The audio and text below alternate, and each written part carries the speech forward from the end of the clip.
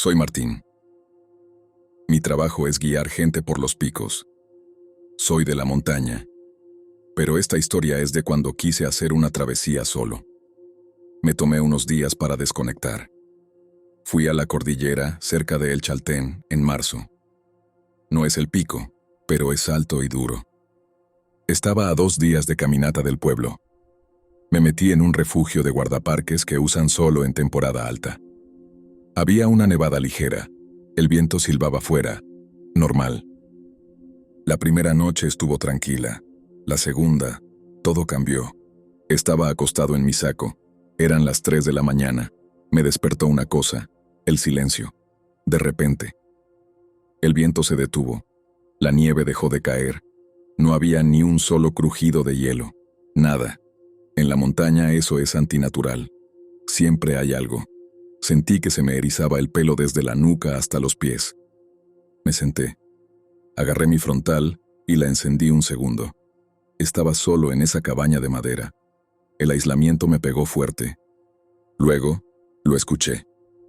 Un sonido fuera, en el porche de madera congelada. Un paso, lento y pesado. No era el paso rápido de un animal, era un paso deliberado. Me puse la campera, agarré mi piolet, el hacha de hielo. Estaba temblando. Si era un puma o algo así, tenía que hacer ruido, defenderme. Pero no hizo falta, porque lo que vino después me paralizó. Escuché mi nombre. Martín. Era la voz de mi vieja. Exactamente su voz, pero apagada, como si estuviera gritando bajo el agua o con un trapo en la boca. Mi vieja estaba en Buenos Aires. Era imposible. Me pegué a la pared, respirando apenas, intentando no hacer el menor ruido. Volvió a hablar. Martín, estamos aquí. Está oscureciendo. La carpa se cayó. Necesitamos ayuda. Ahora era la voz de Andrea, una amiga con la que había escalado. Estaba en Chile, yo lo sabía. El tono era de súplica, desesperado. Y, de nuevo, ese eco extraño y ahogado. Mi cerebro gritaba que no era real. Pero mis nervios estaban arrodillados. Abrí la ventana 1 centímetro, con mucho cuidado. Me asomé. La luna se había asomado por una brecha en las nubes. La nieve recién caída estaba lisa. Solo estaban mis huellas hasta la puerta. No había nadie. Pero al mirar la nieve, vi algo en el borde de las sombras que proyectaba el refugio. Eran 2 puntos, separados por demasiado espacio para ser ojos humanos. Eran de un color verde muy tenue, como el musgo. Se movieron un poquito. Dejé de respirar. Sentí la urgencia estúpida de gritar, de decirles que se fueran. Pero mi instinto me congeló. La voz de Andrea se repitió, justo afuera de la ventana. Pero esta vez el tono era distinto. Ya no era una súplica. Sonaba triunfante, como si supiera que estaba atrapado. Martín, ¿por qué no vienes? Sabes que estamos aquí. Ven, necesitamos que vengas. Me arrastré lejos de la ventana, hacia la estufa de leña. Encendí un fósforo y prendí un poco de papel seco para hacer una llama. Un poco de humo subió por el conducto. Justo en ese momento, la cabaña entera se sacudió. Un golpe seco y brutal en el techo, directamente encima de mí. Se cayó algo de polvo del techo. Luego, silencio de nuevo. El terror era físico. Estaba temblando incontrolablemente. Me pegué al tronco que sostenía el techo, con el piolet listo. Unos 10 minutos después, el susurro regresó, más cerca. Parecía venir de abajo, del suelo de la cabaña. Martín. Esta vez era la voz de mi hermano menor. Era la voz más débil y filtrada de todas, pero la reconocí. Era un sonido de dolor. Mi hermano tiene un hijo de 2 años. Pensé en él. Pensé, ¿y si le pasó algo? ¿Y si lo siguió hasta aquí? Mi mente casi me engaña. Casi abro la puerta. Pero me obligué a mirar el piolet en mi mano. Pensé, si mi hermano viniera, me llamaría por radio. No estaría susurrando. Me quedé allí, congelado y sudando, hasta que el sol salió. Cuando los primeros rayos de luz tocaron la ventana, el silencio se rompió. Volvió el sonido normal, el viento, el crujido del hielo lejano. Abrí la puerta con cautela. Salí. Las huellas de mis botas eran claras. A unos 5 metros, donde terminaba el porche, la nieve estaba perfectamente lisa. Pero había una marca profunda, como si un tronco enorme hubiera caído y hubiera sido arrastrado. No eran huellas de pies. Era una zanja que se hundía en el bosque, hacia el glaciar. Y justo al lado de esa marca, donde había escuchado las voces, había una fina capa de mucosidad oscura congelada en la nieve. Recogí mis cosas en 10 minutos. No me quedé para ver qué había. Volví a la ciudad, sin guiar a nadie, sin mirar atrás. Esos días aprendí que en la soledad absoluta de la montaña, a veces, la peor cosa que puede pasar no es el viento, es que algo te llame por tu nombre, y que lo haga con la voz de alguien que amas.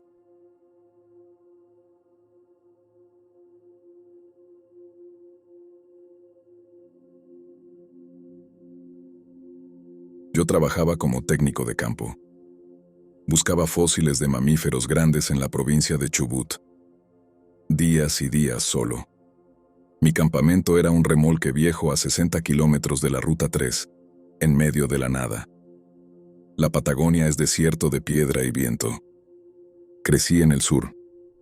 Mi viejo, que era puestero, siempre me dijo: Sebastián, el único peligro ahí es el viento, que te vuela la carpa, y la luz mala, que te vuela la cabeza. Yo siempre fui más científico que folclórico. Esto me pasó en enero, verano. El calor de día era brutal. Esa tarde, volví de picar piedra cerca de un barranco que llamaban el cementerio. Llegué al remolque, cené un poco de guiso. El sol bajó. El cielo se puso de ese color violeta que solo ves acá. Agarré mi HK, una pistola que siempre llevaba, por si acaso, y me senté afuera, mirando el horizonte. Lo que más me gustaba de ese trabajo era la paz. La estepa es callada. Solo oís el ruido de tus propios oídos. Pero esa noche, después de que el sol se fue del todo, el silencio se puso feo. No era paz. Era un vacío absoluto. Ni un grillo, ni el zumbido de un insecto, ni un toque de viento. Como si alguien hubiera bajado el volumen del mundo a cero. Sentí el pelo de los brazos erizarse. Y no era por el frío. Era la sensación de ser observado. Miré hacia el barranco, a unos 800 metros, donde había estado trabajando. Todo negro. De repente, a unos 400 metros, vi algo. Una luz. No era blanca ni amarilla. Era de un verde sucio, fosforescente, como el gas de los pantanos. Se quedó suspendida, a la altura de un hombre, justo detrás de una loma. Estaba quieta, pero esa luz no podía estar ahí. No había caminos, no había gente. El pueblo más cercano estaba a 3 horas. Me quedé sentado, petrificado. No sé cuánto tiempo. 1 minuto, 5. La luz no parpadeaba. Solo estaba ahí, flotando, con esa tonalidad que te revuelve el estómago. Mi respiración era lo único que escuchaba. Me obligué a no moverme. Estaba viendo la luz mala de mi viejo.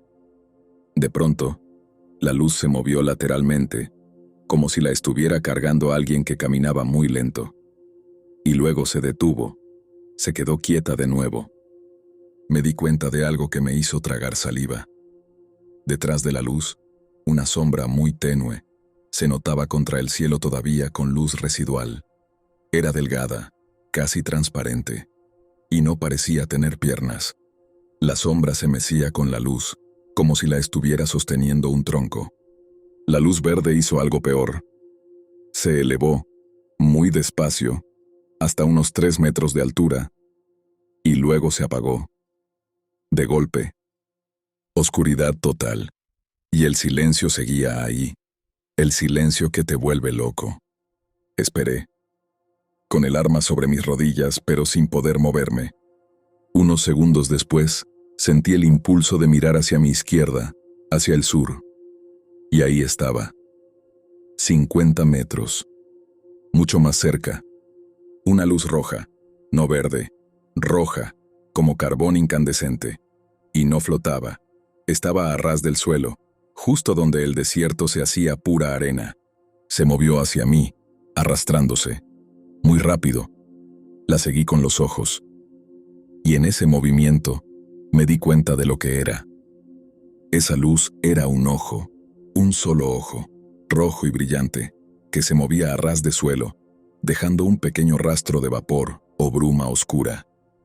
Era enorme, del tamaño de mi puño. El pánico se apoderó de mí. Salté dentro del remolque, cerré el cerrojo y me tiré al suelo. Agarré la pistola y la apunté a la ventana. Afuera, el silencio se rompió, pero no con un grito, sino con un sonido rasposo y seco que se movía alrededor del remolque, como si una bolsa de cuero duro se arrastrara por la arena. El sonido paró justo al lado de la puerta de metal, y luego, un golpe. Toc. Un golpe firme. Esperé. No hubo más golpes, solo el rasguido de algo frotándose contra el metal. Me quedé en el suelo, petrificado, apuntando a la puerta. No sé cuánto tiempo pasó. 10 minutos, 1 hora. Cuando por fin el ruido de fondo de la estepa, el viento, el shh normal, regresó, me levanté temblando. Miré por la ventana. No había nada. Al otro día, levanté el campamento entero. No me importaron los fósiles. No me importó el sueldo. Miré la puerta. Había un arañazo largo en el metal, justo a la altura de mis rodillas, como si algo muy afilado lo hubiera hecho. Y en el suelo, no había huellas de pies, solo una marca de arrastre circular que se alejaba hacia el barranco. Volví a casa. Nunca le conté a nadie los detalles. Cuando mi viejo me preguntó si había visto la luz mala, solo dije, sí, viejo, la vi. Y no me acerqué. Algunos secretos es mejor que se queden ahí, en el desierto.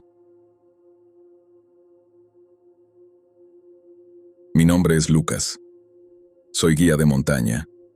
Trabajo en Tierra del Fuego, la Patagonia Austral, lo que la gente llama el fin del mundo. Conozco el hielo y la nieve mejor que mi propia casa. Y les digo, el frío te mata. Pero el miedo al aislamiento te congela el alma mucho antes.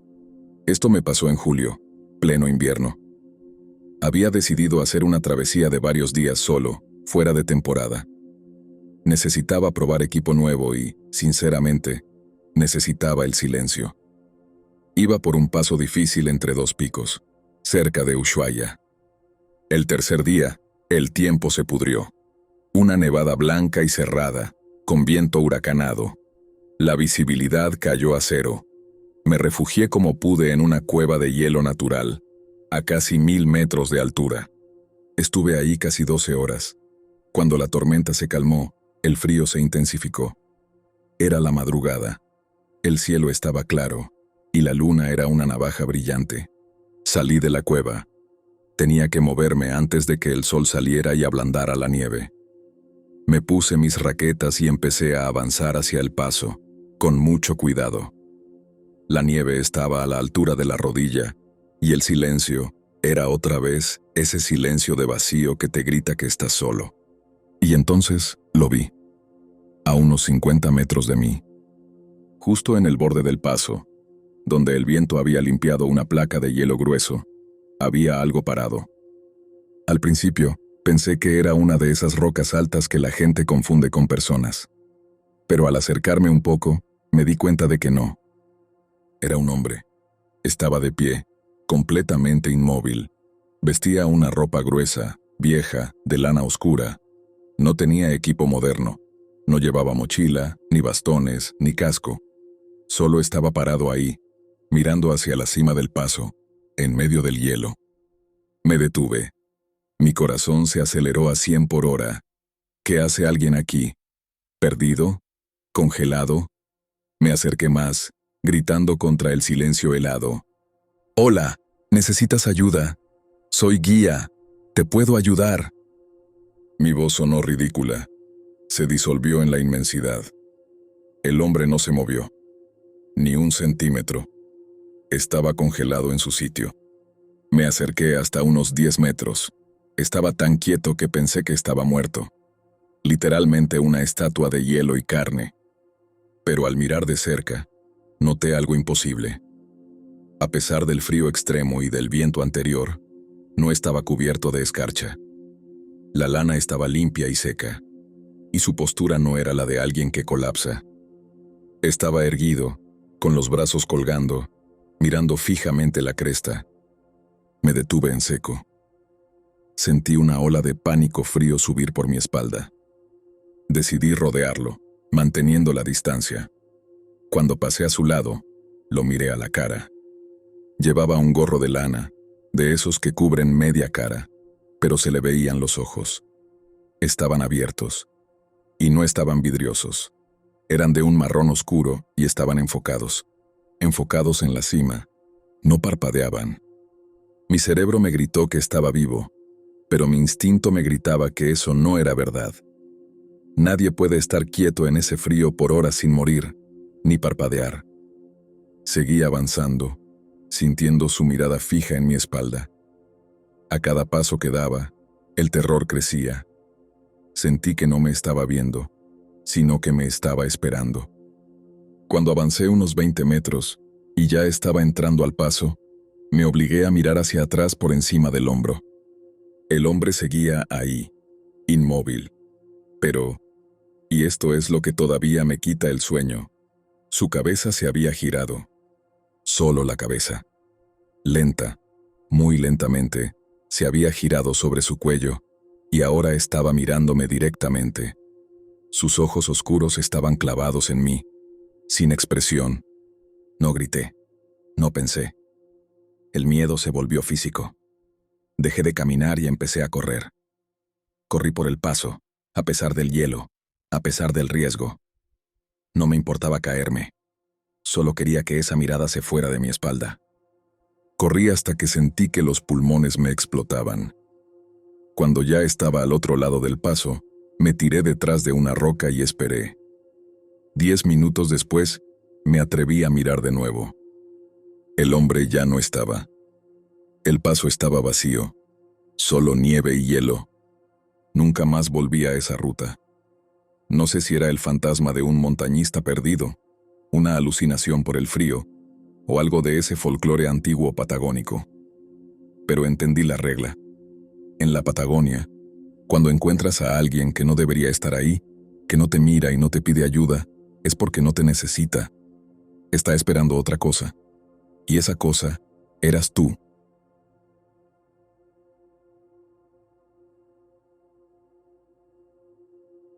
Siempre le he tenido un respeto profundo al Nahuel Huapi. Es un lago que parece un mar de tan grande, y sus aguas son negras, frías a morir. Está cerca de Bariloche, sí, pero si te alejas un poco de las zonas turísticas, es un lugar tan salvaje como las montañas más altas. Yo soy de la zona y me gusta la pesca solitaria en invierno. Mucho frío, pero paz total. Esto me pasó hace 5 años. Había acampado una noche en una pequeña caleta de piedra, a unas 3 horas de la ciudad, donde sabía que el pique era bueno. Era medianoche. La fogata se estaba apagando, y yo estaba con la caña, mirando el reflejo de la luna en el agua. El silencio de nuevo. No era el silencio de la estepa, sino el silencio húmedo y profundo que solo tiene el lago. Incluso las olas rompían con un ruido amortiguado, como un suspiro. Estaba a punto de recoger y meterme en la carpa, cuando vi algo. A unos 80 metros, en el agua oscura, había algo flotando. Al principio, pensé que era un tronco arrastrado, pero estaba demasiado quieto y parecía muy grande. Me puse de pie y usé la linterna frontal para enfocarlo. No era un tronco. Era de un color grisáceo, como si fuera roca mojada. Tenía una forma redondeada, grande, que apenas sobresalía del agua, y se mantenía casi inmóvil. Pero lo peor fue cuando vi el movimiento. La cosa empezó a moverse hacia la orilla, lentamente, sin hacer ruido de remada ni de chapoteo. Simplemente se deslizaba. Sentí que el aire se me salía de los pulmones. Me metí en el bote, que estaba amarrado a la orilla. Agarré mi remite y un rifle que siempre llevaba. Sabía que se hablaba del Nahuelito, el monstruo del lago, pero esto era distinto. No era una serpiente de cuello largo. Era algo pesado y sólido. Me escondí detrás de un gran coihue, árbol, cerca de mi carpa, y observé la orilla. La cosa se acercó hasta que estuvo a 1 metro de tocar las piedras. Solo entonces vi la forma completa. Era como una cúpula oscura y viscosa, pero la parte superior se separaba en lo que parecía ser una cabeza sin rasgos, solo una protuberancia redonda. Y tenía 2 brazos o tentáculos cortos y muy gruesos que usaba para tocar el agua. Se quedó ahí, justo al borde, por lo que pareció una eternidad. No respiraba, no hacía ruido. Solo estaba ahí, en el límite entre el agua y la tierra. Luego, hizo un movimiento que me heló la sangre. Levantó uno de los brazos gruesos y lo extendió hasta la orilla. Lo arrastró por la arena, muy lentamente, palpando. Era una mano, o lo que parecía ser una mano, con solo 3 dedos muy anchos, como paletas. La criatura buscó en el lugar exacto donde yo había estado sentado hace un rato, como si estuviera buscando algo que yo había dejado. El brazo se movió por mi antigua posición, y luego se levantó y se quedó suspendido, temblando ligeramente. Era como si supiera que yo había estado ahí, pero no me encontraba.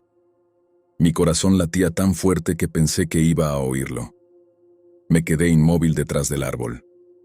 Mi mente gritaba que me fuera, que saltara al bote y remara, pero sabía que si hacía el más mínimo ruido, ese ser sabría dónde estaba. Después de lo que parecieron 10 minutos de absoluta tensión, la criatura se retrajo. El brazo volvió al agua. La cúpula redonda se hundió sin un solo chapoteo, como si la hubieran jalado desde abajo con una cuerda. La superficie del lago se quedó lisa, como un espejo de obsidiana. Me quedé tras el árbol hasta el amanecer. No prendí la linterna, no me moví. Cuando el sol finalmente iluminó el campamento, me acerqué a la orilla. Encontré mi caña de pescar, justo donde la había dejado. Pero en la arena húmeda, donde la criatura había buscado, no había huellas de pies ni dedos. Solo había un rastro húmedo, viscoso y grande, con 3 indentaciones profundas. Y el olor, un olor terrible, a pescado podrido y hierro quemado. Recogí mis cosas en 20 minutos, sin ni siquiera enrollar las cañas bien. Me subí al bote y remé. No volví a ese lugar. A veces, la gente habla del Nahuelito como un monstruo simpático. Yo sé que no. Lo que hay ahí abajo es antiguo, frío, y no quiere ser visto. Pero si alguna vez te acercas a esos lagos solitarios y sientes ese silencio húmedo, no te quedes en la orilla. Porque puede que algo de ahí abajo esté regresando a buscar lo que dejó la última vez.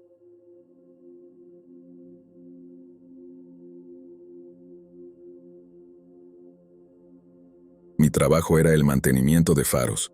La mayoría son automáticos hoy en día, pero hay que ir a revisarlos.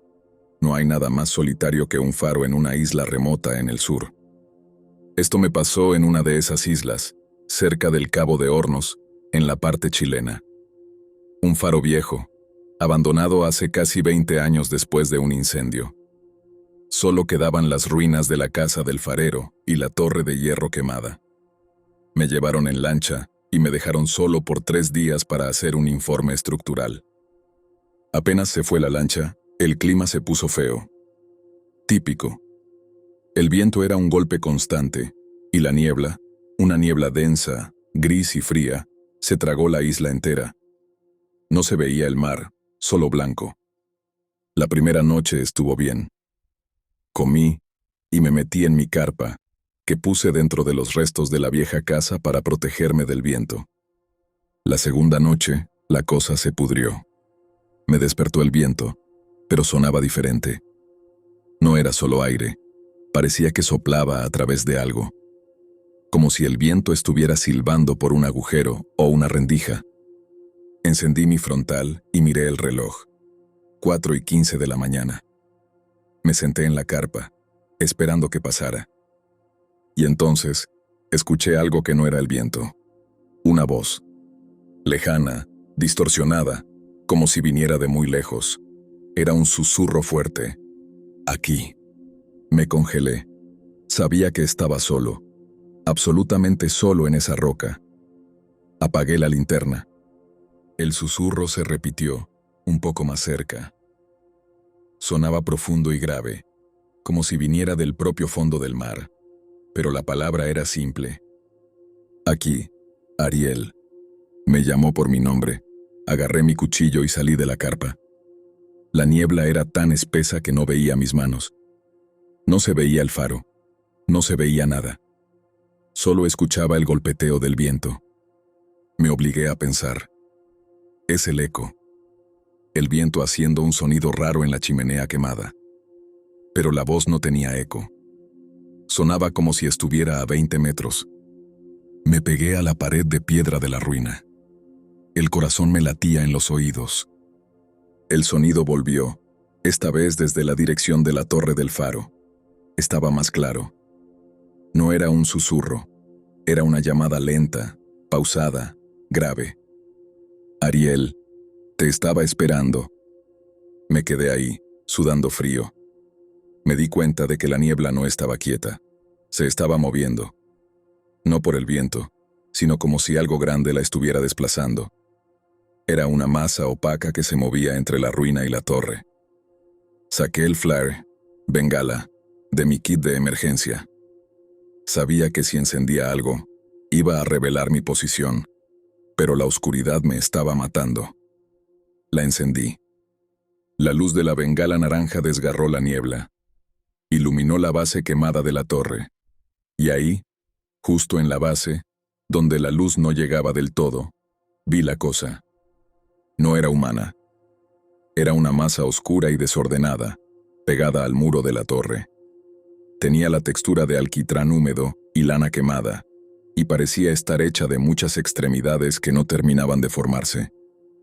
No vi una cabeza clara, pero la parte superior, donde debería estar, estaba ligeramente inclinada, como si estuviera escuchando. La cosa no se movió hacia mí. Solo se ensanchó un poco más, absorbiendo la luz de la bengala. Y la voz. El sonido ahora venía de todas partes en la niebla. Quédate, espera, eres mío. Ese fue el fin. Tiré la bengala y corrí hacia el otro lado de la isla. Corrí hasta que encontré el pequeño embarcadero. Me tiré debajo de la lona que cubría el generador, temblando, sin aliento. No volví a salir. Me quedé ahí, cubierto, hasta las 10 de la mañana, cuando la lancha de rescate vino a buscarme. Venían a ver si estaba bien por la tormenta. No dije una palabra sobre la voz ni la cosa. Solo dije que el faro era estructuralmente inestable y que el incendio lo había dañado demasiado. El capitán me miró raro. Me preguntó, ¿por qué estás temblando? ¿No hace tanto frío? Le dije, no. Pero el silencio es muy pesado allá arriba. Me fui de la isla con la certeza de que esa cosa no se había quemado en el incendio. Solo se había quedado en la niebla, esperando a que alguien, a mí, Ariel, viniera a hacerle compañía. Y todavía sigue esperando.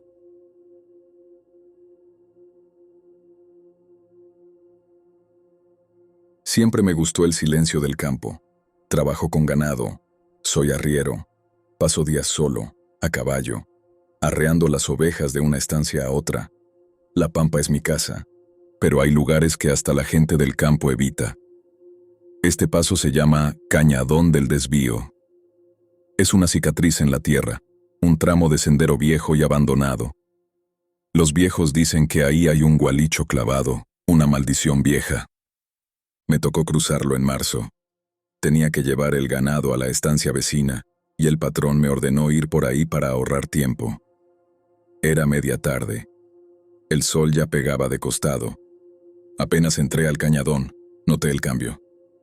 El ganado se puso nervioso, apiñándose, y mi caballo, el tordo, que es más tranquilo que un perro, empezó a resoplar y a patear el suelo. Los sonidos naturales se apagaron. Ya sabes, el silencio raro. Mientras avanzaba, me sentía pesado. La luz del sol parecía gris. Era como si el aire se hubiera vuelto más denso. Tuve que obligar al caballo a seguir.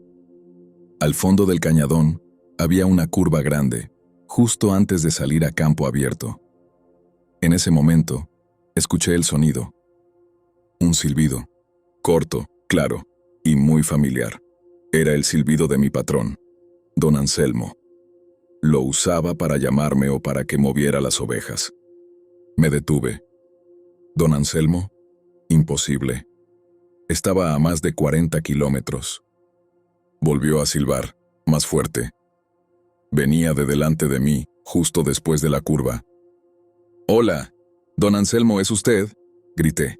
Silencio total, excepto por el viento, que ahora volvía a soplar, pero sonaba hueco. Seguí un poco más, llevando el caballo con la soga. Y ahí fue cuando vi algo que me hizo sentir que la cabeza me iba a estallar. El cañadón terminaba en la curva, pero en lugar de abrirse al campo, terminaba en una pared de roca sólida. No había salida. El sendero, que yo había cruzado cientos de veces, simplemente se cortaba.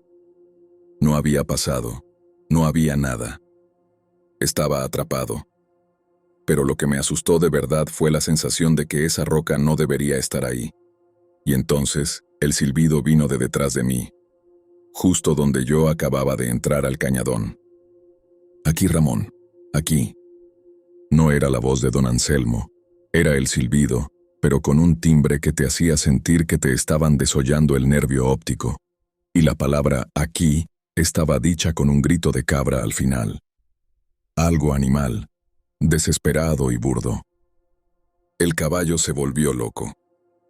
Pampa, que estaba arisca, empezó a relinchar y a intentar escapar. Me tiré al suelo.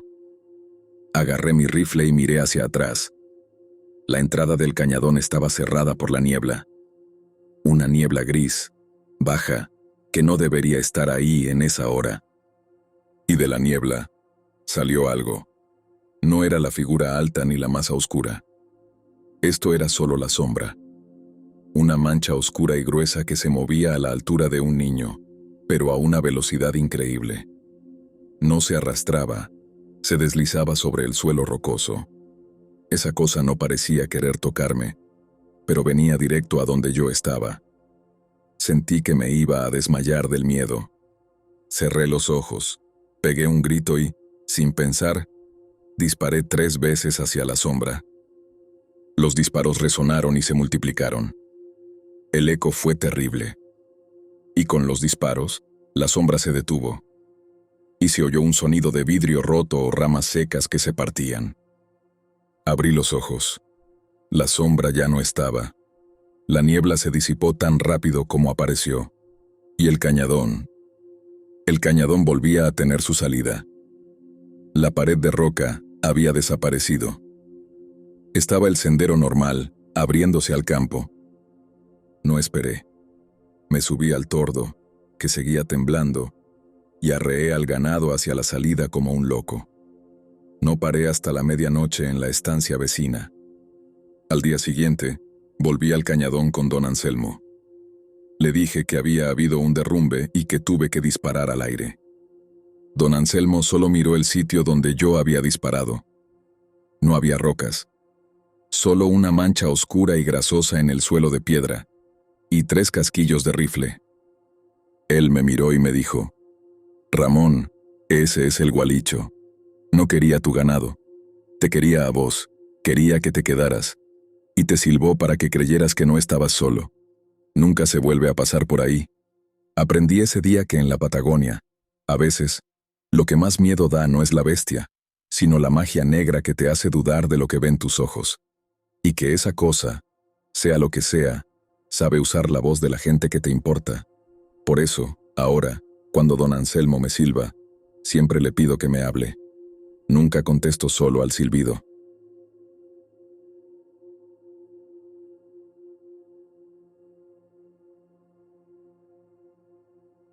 Éramos 4, 2 chilenos, Camilo y Cata, y mi amigo Lucas y yo, Javier, de Bariloche. Estábamos haciendo una ruta de trekking de 10 días en una zona muy al sur, buscando un glaciar que casi nadie conoce. Es un valle perdido, sin señal. Es el tipo de lugar donde, si te tuerces un tobillo, mueres de frío. El 6.º día llegamos al valle glaciar. Era perfecto, verde, con un río que bajaba del hielo. Armamos el campamento. Las 2 carpas, la nuestra y la de Camilo y Cata, estaban a unos 20 metros de distancia. Lucas y yo hicimos la comida. La noche cayó de golpe. El viento era cortante. Estábamos los 4 metidos en mi carpa, tomando mate, hablando pavadas. Y fue Lucas el que se dio cuenta primero.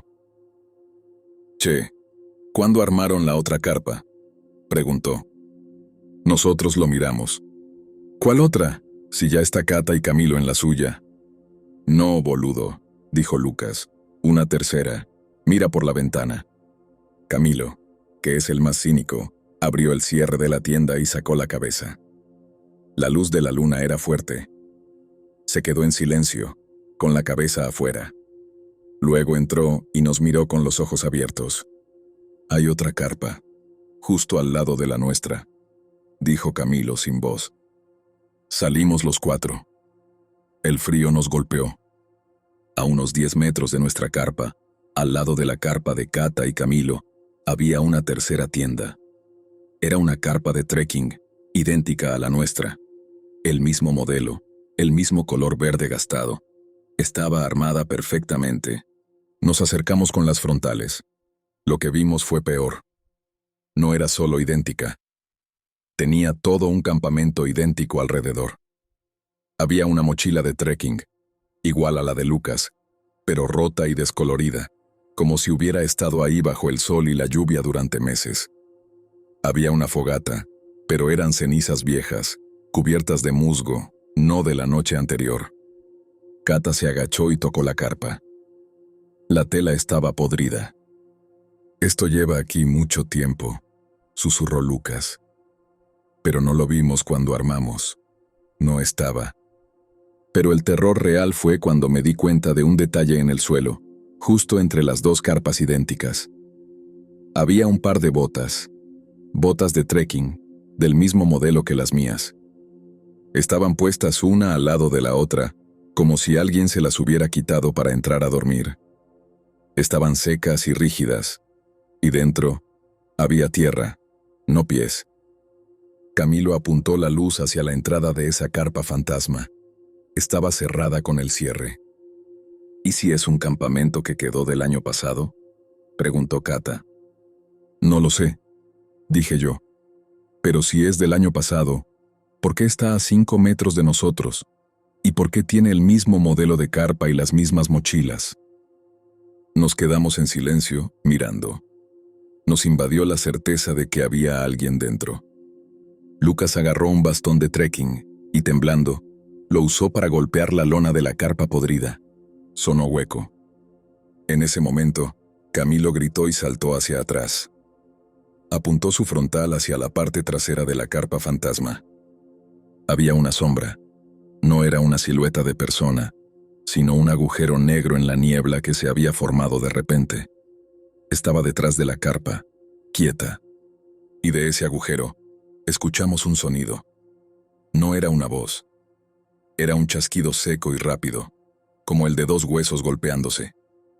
Y luego, un suspiro largo y profundo, como el de alguien que ha estado bajo el agua por mucho tiempo.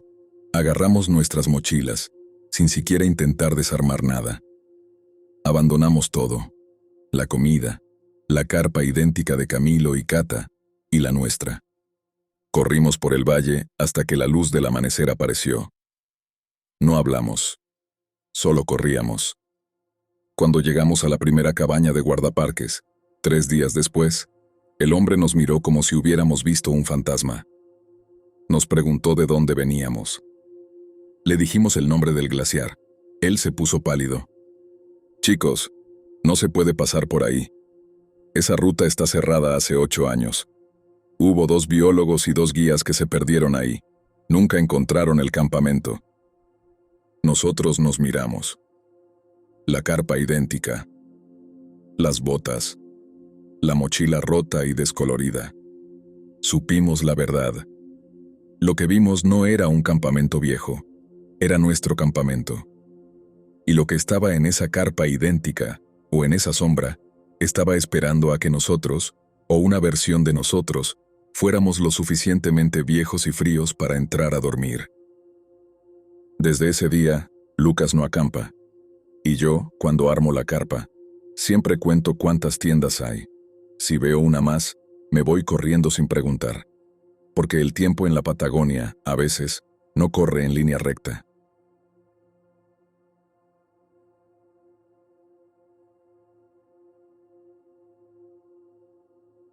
Yo no soy de la Patagonia de la nieve, soy del desierto, Atacama, donde el calor te fríe el cerebro, y si ves algo, nunca estás seguro si es real o es el sol pegándote en la nuca.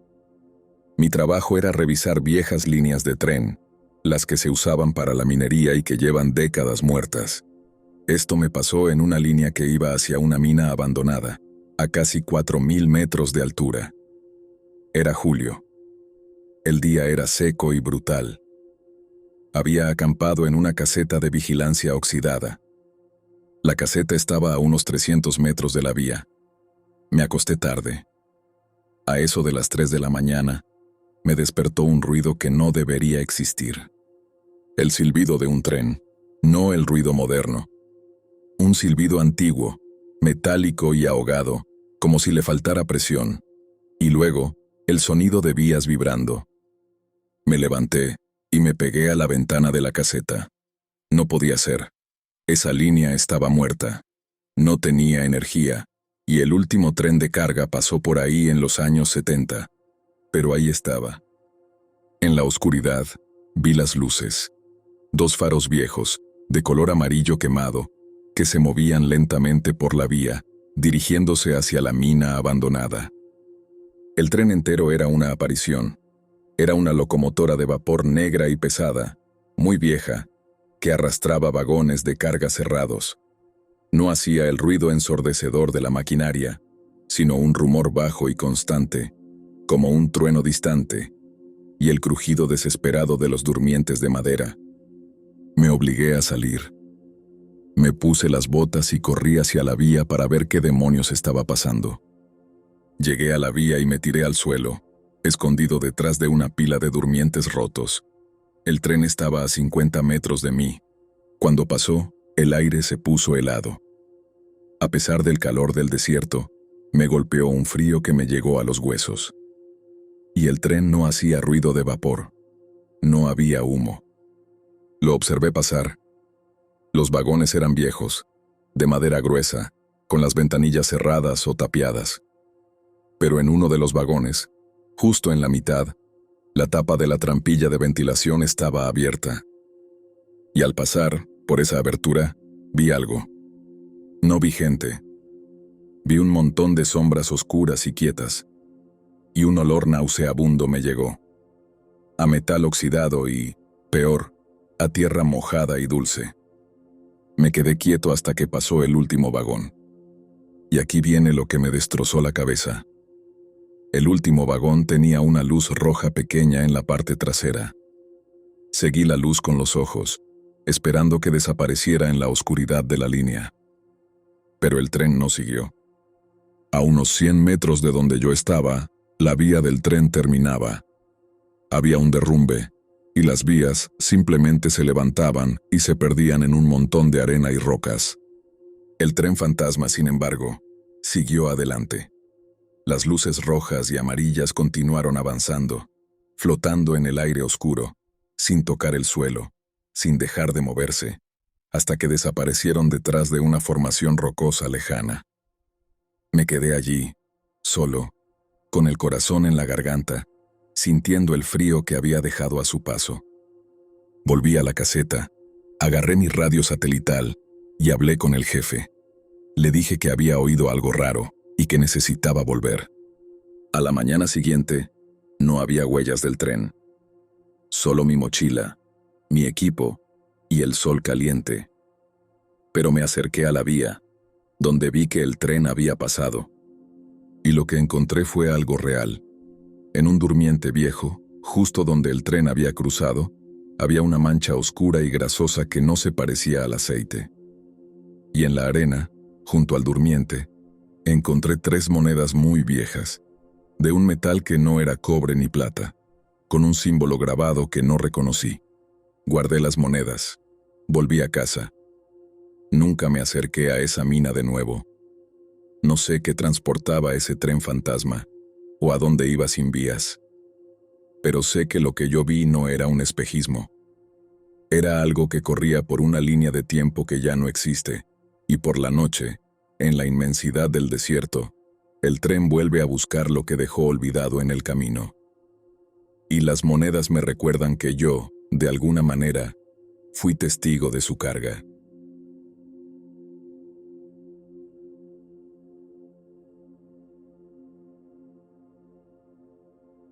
Esto nos pasó durante un fin de semana largo hace unos 4 años. Éramos 4 amigos de la universidad. Arrendamos una cabaña barata en los acantilados, cerca de Valparaíso, pero bien metida en la costa donde no hay señal. Era una cabaña antigua, con olor a humedad y salitre. El dueño, un señor mayor, nos dijo al irse: «Chiquillos, lo único que les pido es que no bajen al acantilado cuando baje la marea de madrugada. Es peligroso». Le preguntamos por qué. Dijo que era la marea muerta y que el mar ahí tiene mal carácter. Nosotros, obviamente, no le hicimos caso. Éramos jóvenes. La primera noche fue normal. Mucho vino, risas y el ruido de las olas rompiendo abajo. La segunda noche, el ambiente cambió. A eso de las 2 de la mañana, la fiesta se había acabado. Yo estaba acostada en la pieza con mi novio, Felipe. Estaba tratando de dormir, pero noté algo raro. El ruido de las olas se había ido. Me levanté y miré por la ventana. La luna estaba casi llena. El acantilado, que normalmente se veía gris y húmedo por la espuma, estaba completamente seco y negro hasta abajo. La marea había bajado muchísimo, mucho más de lo normal. Era la marea muerta que nos había advertido el señor. Felipe estaba dormido. Yo salí sola a la terraza para ver mejor. Había una niebla baja y densa que cubría la base del acantilado, como si el mar hubiera dejado una sábana blanca ahí. Y entonces lo escuché. Un llanto de niña pequeña. No era fuerte, sino suave, intermitente, y venía de abajo, de la niebla. Me congelé. Sabía que no había casa cerca. No había forma de que una niña estuviera ahí. La curiosidad estúpida me ganó. Volví a la pieza, me puse una chaqueta y desperté a Felipe. Le dije que escuchaba a alguien llorar. Él, medio dormido, me dijo que eran gaviotas. Pero luego escuchó el llanto. Era muy claro y melancólico. Salimos los dos, y luego vinieron nuestros amigos, Matías y Vale. Nos acercamos al borde del acantilado. El llanto se detuvo. Hubo un silencio total. «Viene de esa zona», susurró Matías, apuntando hacia un promontorio rocoso que, con la marea tan baja, ahora era accesible. En ese momento, la voz habló. No era un llanto. Era un susurro meloso y húmedo, como si el agua estuviera hablando. «Mamá, ¿me ayudas?». Era la voz de una niña. El sonido era dulce, pero venía con un sabor a sal y tierra que era repugnante. Felipe, que es el más impulsivo, dijo: «Tenemos que bajar. Hay una niña atrapada». Pero yo lo detuve. Había algo muy malo en el tono de esa voz. Era la dulzura absoluta en medio de un silencio tan siniestro. Matías encendió la linterna del teléfono y apuntó hacia abajo. La luz atravesó la niebla. Vimos las rocas negras y algosas. Y luego la vimos. Una figura pequeña, vestida con lo que parecía un camisón blanco. Estaba parada junto al promontorio, mirando hacia el mar, donde la niebla era más espesa. Parecía tener unos 6 años. Vale gritó. «Ahí está sola». Pero cuando la figura se movió, no fue un movimiento normal. Se arrastró sobre las rocas con una lentitud escalofriante y su cuerpo parecía demasiado largo y desgarbado para ser una niña. Parecía pegada al suelo. Y luego, levantó la cabeza. Lentamente, giró hacia nosotros, que estábamos a unos 30 metros sobre ella. La luz de Matías le dio justo en la cara, y yo grité, y Matías tiró el teléfono. La cara no tenía rasgos que se pudieran llamar humanos. Era pálida, lisa y húmeda, y donde deberían estar los ojos, solo había 2 cuencas oscuras y vacías que reflejaban la luz de la luna. Y la boca era una hendidura que se abrió lentamente, revelando no dientes, sino algo que parecían filamentos delgados y brillantes, como vidrio mojado. Y de esa boca vino, de nuevo, el susurro dulce y húmedo. «Tengo frío. ¿Vienes por mí?» No necesitamos escuchar más. Corrimos, entramos a la cabaña y cerramos todo con llave.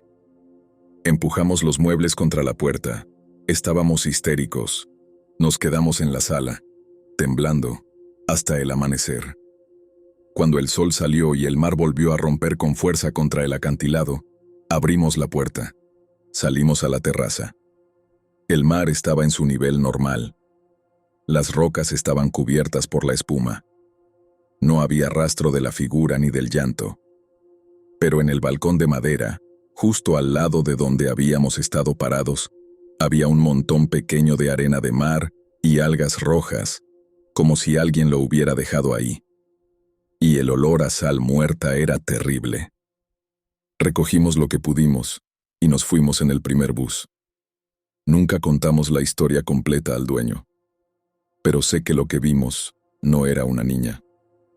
Era la marea muerta misma, o algo que el mar había arrastrado, que estaba usando esa voz para que bajáramos por la noche. Y esa cosa sigue esperando a que alguien se quede solo en el acantilado.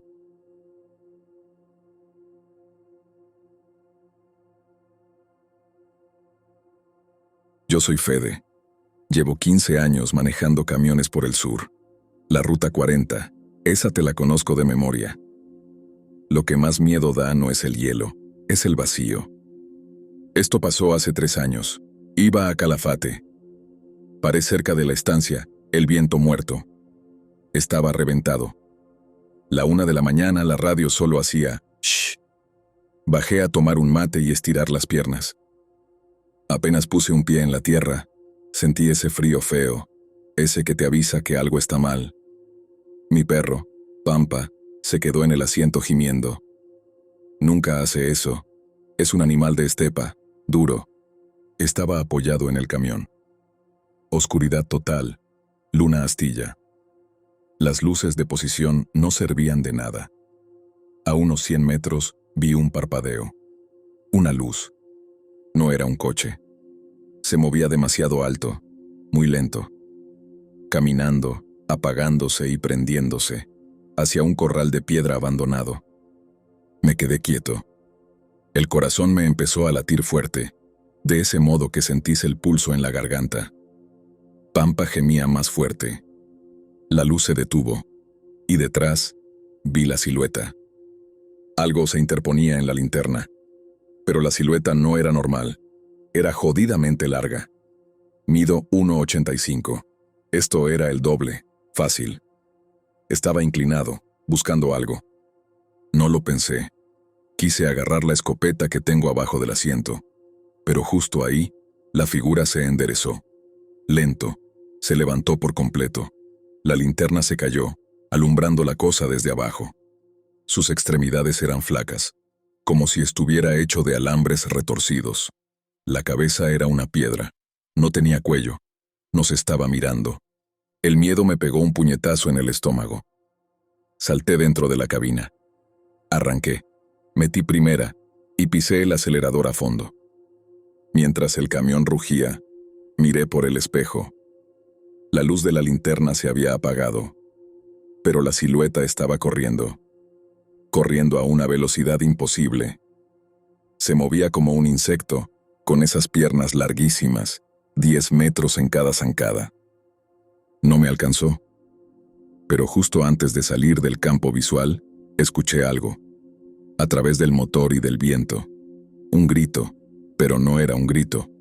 Era un raspado, como si estuvieran forzando una puerta de acero oxidado, muy fuerte. Resonaba en el desierto. No paré hasta la madrugada en el Calafate. El perro orinó el asiento. No volví a pasar por esa zona de noche. Es mejor que piensen que estoy loco, a que me pregunten qué fue esa cosa alta que corre en la estepa. Si vas por la 40 y la radio deja de funcionar, no pares. No pares por nada.